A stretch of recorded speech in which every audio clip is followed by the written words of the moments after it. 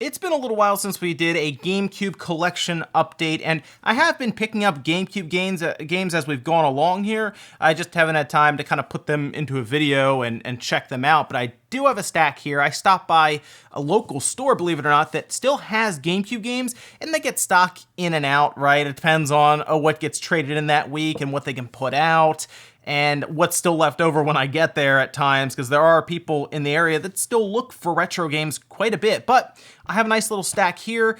There's nothing too rare in here. I think there's like one fairly rare game in here, but there are some here that I was really looking forward to just grabbing for the collection. One that has a pretty interesting story behind it, you know, one of those old school like childhood kind of memories that I wanted to check out. And of course, we will do some gameplay through the Eon adapter for some of these games as well, so you can check them out. And make sure you guys let me know what games I still need to get. I'm kind of still working through this and everything, so let me know which games that I should be looking for. I have some rare ones. I have some other ones that I picked up as well that we'll do in another video as we go along. But these are the ones that I've picked up first, I guess, and then I've been kind of stockpiling as we've gone along. But let me know which ones I should grab, and let me know down in the comments. The first one I grabbed that we'll go over is Spider-Man 2. Now, Spider-Man 2, for a lot of people, is one of the best games this generation, and I absolutely love Spider-Man 2. In fact, it has been a long time since we've had like a good Spider-Man game, and of course the PlayStation 4 version, very, very good game. But a lot of people point to this one as the game before that was like critically acclaimed best Spider-Man game. Absolutely loved swinging around. That was probably the best thing about this, was swinging around the buildings, going to the top of like the Empire State Building, is jumping straight off. This one has like the precautions booklet and everything, but no manual. However, the game looks good, works fine, and been enjoying playing it a little bit, but visually still, of course, is a GameCube game. So check this out. This is Splinter Cell Double Agent.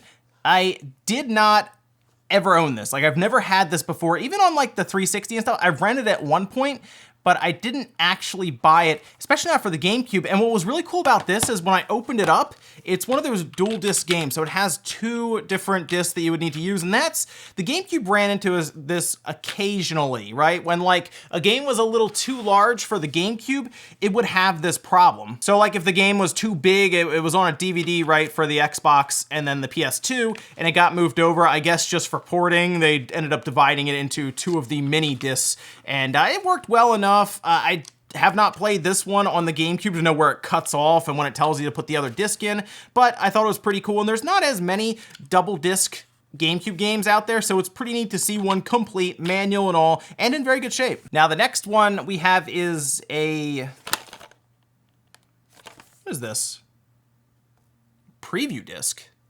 What's that? I'm glad you asked! These are interactive multi-game demo discs for the GameCube. You know those kiosks where they had GameCubes and controllers set up in stores and they had demos and trailers playing in the background? Yeah, these are what those GameCubes were playing. These were never meant to be owned by the consumer. Rather, they were given out to retailers every so often with new games and trailers being showcased. Nowadays, they're interesting collectibles. They have standard cases just like regular GameCube games, and most of them were numbered. However, the first couple were just labeled based on when they were distributed. Going through these is a trip and a half. It's fun to be taken back to the time these discs were put out. You get a good idea as to what games were releasing around then. Plus, it's nice to have official archives of these demos and trailers, and in some cases, we can see games in more of a beta state. These are really interesting pieces of GameCube history that can be a fun part of the library to collect, if they weren't each around $50. The contents of each of these demo discs give you around an hour's worth of entertainment, and even then, a lot of these demos can be found on more accessible demo discs, so I normally wouldn't recommend these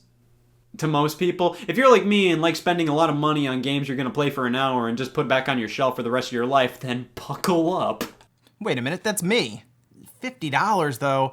How important could these demo discs actually be to collectors for GameCube games? They're mandatory. Oh, all right. I mean, I guess we can just order some, right? How about we do that? How about we order some and we'll check them out here. Here's the only issue I'm seeing though, in a lot of these listings, and it looks like even on the covers and everything, they don't say what games are on the demo disc, so I really don't know what I'm ordering here for demo discs, and there seem to be quite a few of them. Yeah, they are kind of pricey, but I guess we'll order some. How about we do this? We'll finish going through these, we'll order some, and by the time hopefully we're done all of that, they'll be here and we can check them out live. We'll actually put them in and we'll see what games are on the different demo discs. I think that could be kind of fun. So let's see, we'll throw this one in, that one in the cart. Oh, that one's sealed. That'll make some people mad. Do that and we're good, okay. So we'll wait for these to show up. And we'll check out some demo discs. This one is pretty straightforward. Here's what the demo disc looks like. It has Sonic DX Adventure Director's Cut Splinter Cell. It has Beautiful Joe and Billy Hatcher. This has 5 playable demos. Also, look, that's like the old school Ubisoft logo. That's funny. But this one says it has 5 playable demos. I think this one's one of the most common that you'll see, as this was a very easy one to find. But that was kind of cool. Preview disc right there. A lot of them are numbered. This one doesn't even have a number on it that I can see. So yeah, this one appears to be one of the more common ones online. Anyway, back to the games that I did pick up, because we have a few still to go over. I just grabbed both Zelda games. I have had Wind Waker, but mine was really chewed up and I just really needed the disc. So I was fine with the case and everything already, but the disc that I had was really torn up at the top. This one doesn't look bad. It has that residue on the center here, which tells me it's been resurfaced. I did not, however, have Twilight Princess on the GameCube. I had that on the Wii, probably like a lot of people. See, when the Wii came out, everyone got Twilight Princess there. I believe the GameCube one came out later, and I wanted to grab Twilight Princess Complete, and I grabbed this one, and it is very, very good condition-wise. It has everything. It has the subscribed Nintendo Power, has the health and safety precautions booklet. The manual itself looks really, really good. It has no real creases or tears or anything to it. So very happy there. And the disc looks like the person barely played it, if ever. So very, very happy with this pickup of Twilight Princess on the GameCube. I mean, it looks great. A lot of people, believe it or not, prefer this one because you just use the controller the whole time. You don't have to deal with like motion controls or anything. So very happy to get this one. I also went ahead and grabbed some of the sports games because you gotta start collecting them at some point, and for like a couple dollars a piece, I guess why not? We have Madden 05 and Madden 08. Hell yeah!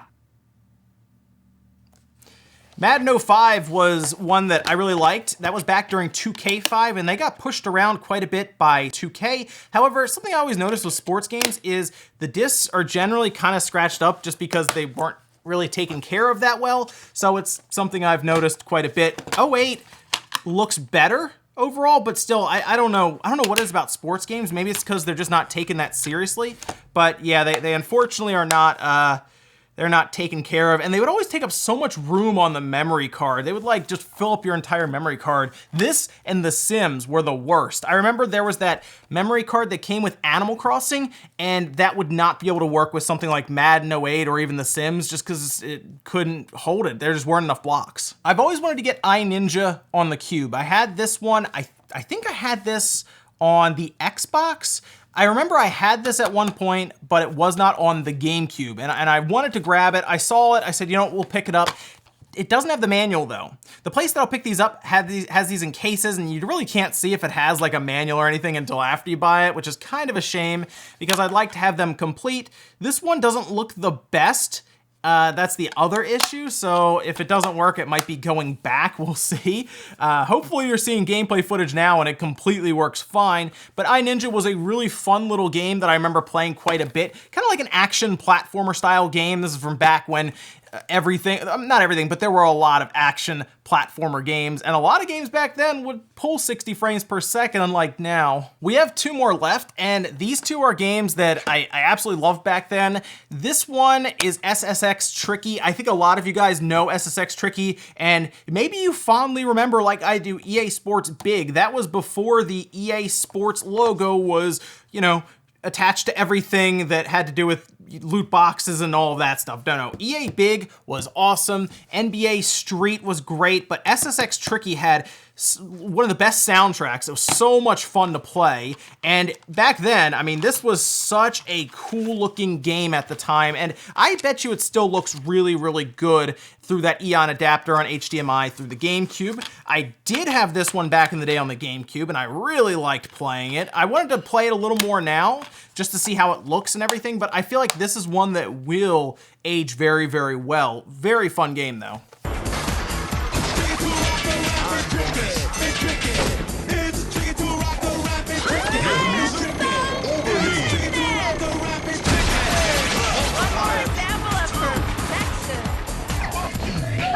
And this is the one that I have some childhood memories for. It's Sega Soccer Slam. Now, if you have never played this game, I do recommend picking it up. I like Sega Soccer Slam a lot. It's probably like $5, $6, $7. This one is complete. I think this one was like $7. But this is a game that is kind of similar to Mario Strikers, and I was a big fan of Strikers back then, but still am. But this is a game that, have you ever gone on vacation and you had some money to spend and you end up buying a video game? Well, that's kind of what happened here. I went on vacation way back in the day to a friend's like home state, and I would get money sent to me from my parents, so I ended up buying super cheap food, right? And I bought this. This is back when the GameCube was like, you know, like the main system for Nintendo, and the Xbox and the PS2 were obviously next to it. But it was during that generation. I remember buying this, and instead of going and seeing the sights and stuff in the state that was brand new to me, I ended up sitting inside playing Sega Soccer Slam all day, and it was just so much fun. We both did, so you know, we still had a good time. But this is a game that is really, really cool. It still has kind of that slowdown where when you go there, when you're playing, you're looking for the spotlight, and when that spotlight hits, you jump up into it, and you'll do like these really slow motion bicycle kicks. Has 1 to 4 players, and the different teams are very, very unique. And I just remember really enjoying this game a lot. Again, this and Mario Strikers, and you are absolutely set for anything with soccer. Well, those are all the games I had set aside for this, and the demo discs still aren't here, so now what?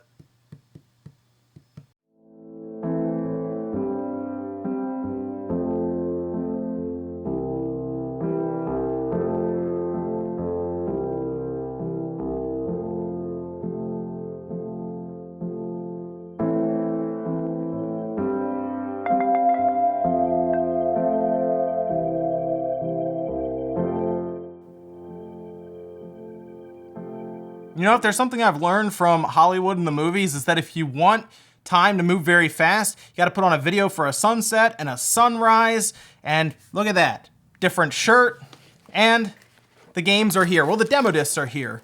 And, well, let's see what these are exactly. So this was one of the cheaper ones. I just wanted to grab something so we can have a couple of them to look at. This is Interactive Multi-Game Demo Disc version 9. The front looks like it was a different one, and they crossed it off real bad here. So again, I'm not really sure what this is gonna be.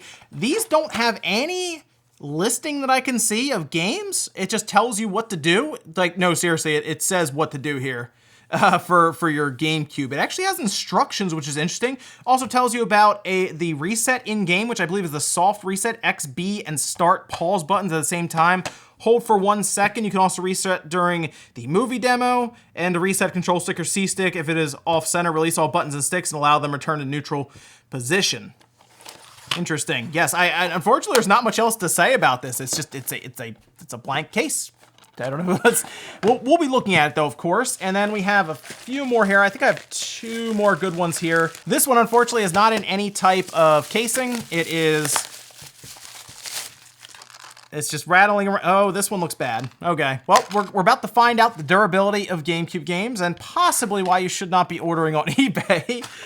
This one looks, it doesn't look good. So this has kind of that almost like that cracking of the label going around at the top. And unfortunately, whenever I see this, it usually means there's gonna be some skipping or some issues with it. The bottom's kind of scratched, so we'll find out if this one works. This is version 35 of the Interactive Multi-Game Demo Disc. So hopefully it works. I'm curious what's on it. And finally, here's the one that is sealed. I purposely got a sealed one because it actually wasn't terribly priced. I guess comparative for demo discs. For some reason, these demo discs are so expensive for what they are, but it does seem to be a big thing for collectors to grab these. So let's annoy some people. Let's make some people mad. Let's open a sealed demo disc. I mean, I wanted to see what's on it anyway. This is version 11 for display only, not for resale. So good job to the person who sold it to me on eBay. I assume it's gonna look exactly like those other ones, but we have now done a live unboxing opening of a demo disc in 2019 for the GameCube. Looks very clean, as you'd imagine, but there's nothing else in here. This does not have any type of manual. It's just the disc, version 11. You know what's really interesting is I probably could have looked up what was on each of these rather than even open it, just to see if it's worth opening. But hey, where's the fun in that? Let's go ahead and play these. Okay, so here we are with the GameCube, having it running through the Eon adapter, and this one we're starting with is that demo disc version 35. You can see it here. It does pop up with its own little like JPEG there, so it does at least show up in the GameCube menu when you pick it. And this is the one that was kind of torn up at the top, so we'll see if it works and I guess what's on it. So here we are in the menu. It looks like it's not supporting progressive scan, at least here, but we do have a demo for Star Fox Assault. We have a demo for Pikmin 2, and then we have a Brain Age movie, I assume just a GameCube movie, and a Paper Mario movie. And they always have the ESRB movie on like all of these discs, it seems. I've seen some people talk about this where it's like Derek Jeter and he just gives a super corny speech and it goes over all the ESRB and what it is and everything. But we do have the playable demos that we have: Paper Mario, Star Fox Assault, and Pikmin 2. Let's go into Paper Mario. I like Paper Mario a lot, so I'm curious how they put that into a demo, because it's, you know, it's an RPG. So I'm curious how they would make this work. This would be, if you walked into your Best Buy, for example, this would be the disc that would be in like that standee where you go in and you'd play for a little bit. That's basically what they would have in here is this disc in like their store GameCube interactive units. So I'm curious how they would make this work. Here's the interesting thing. It did just jump over, it seems, to progressive scan. So Paper Mario in the demo reel seems to support progressive scan as the regular game does, but the interactive menu does not, including, I believe, the movie with Derek Jeter. So it looks like they just kick us out and we can pick between 4 different scenarios, which is neat. I mean, it seems like they're just slices of the game. I'm going to go into Hooktail Castle on this one and just kind of see where it drops me in this. But yeah, it's definitely progressive scan. Looks pretty good. Paper Mario on the Cube just looks good in general. It is a great looking game, but it definitely jumped over to progressive scan from the interlaced look. This is the where I got turned into a plane. Man, this is so good. I think the battle system in this game is still really, really good. It has all the different kind of interactions that you do where you have to like hold the joystick at the right spot. You have to hit A at the right time like that. Still, this game is still really good. If you don't have this game, everyone should go get this game on the GameCube. But I was curious how they would be able to sell it as a demo.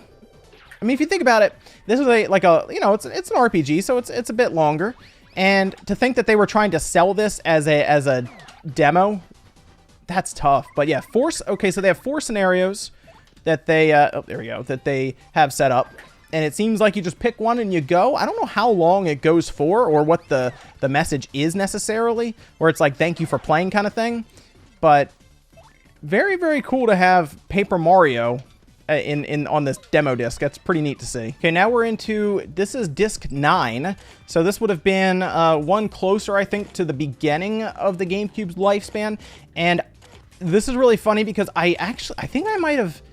this might have been the demo that I played back in the day, and it blew me away massively. And the reason for that, it does have Wind Waker on here, which was, I thought at the time, was a very good-looking game. Not everyone really thought that at the time. I remember people online were really, really mad. I know, right? Go figure. But even back then, there were forums where people were mad about the way Wind Waker looked.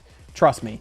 There were also people mad about Metroid Prime being a first-person shooter, and I really liked the idea as well. And the reason I liked the idea is because I played it, and this is where I played it. I remember going into... It had to have been a Best Buy at the time, because they had like the big TVs that would hang, and when you walk in, you could see like a grouping of TVs, and you could see somebody playing a game. So it was very easy to see it when you walked in.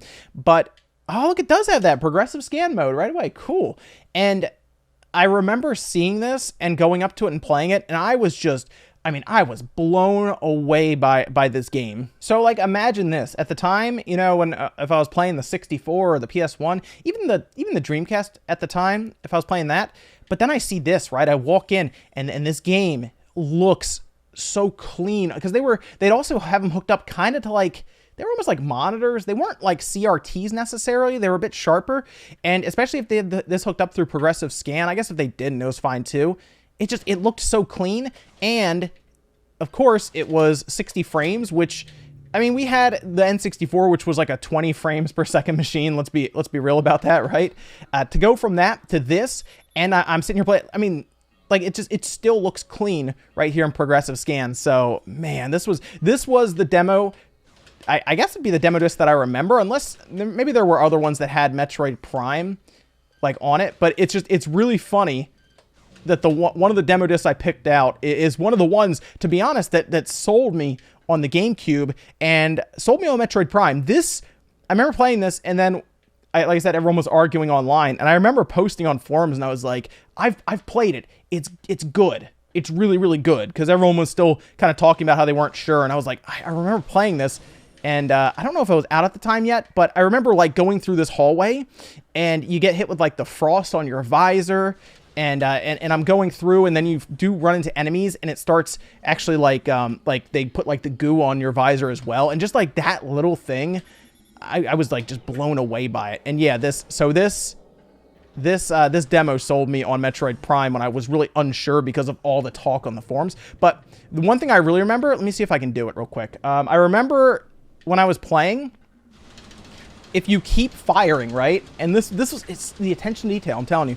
Keep firing, right? And then you stop. Let me see if we can get it to work. You'll see right there the heat waves coming off of your blaster. That was it. Because I was shooting an enemy, which is a little further down the hallway here. And after I was done shooting them, I noticed the heat waves, and I said, this is it. This is the best we're going to get with video games. Well, now that I've managed to sit here and talk about Metroid Prime for longer than I should have, this is the 11, versus version 11. This is the one that was sealed, and they have quite a few that are playable. They even have the Mega Man Network Transmissions movie. It's not a movie, but it like tells you about the game. And I remember buying that game thinking it was going to be something completely different, and it wasn't. It was not necessarily Mega Man as I remember it, but we do have PN03 playable, Sonic Adventure DX Director's Cut's playable, Soul Calibur 2 is playable, Mario Golf. Oh, they have Mario Golf in there. That's cool. That's playable. And then Ultimate Muscle. That's a random one. That and PN03 are fairly random to throw on there.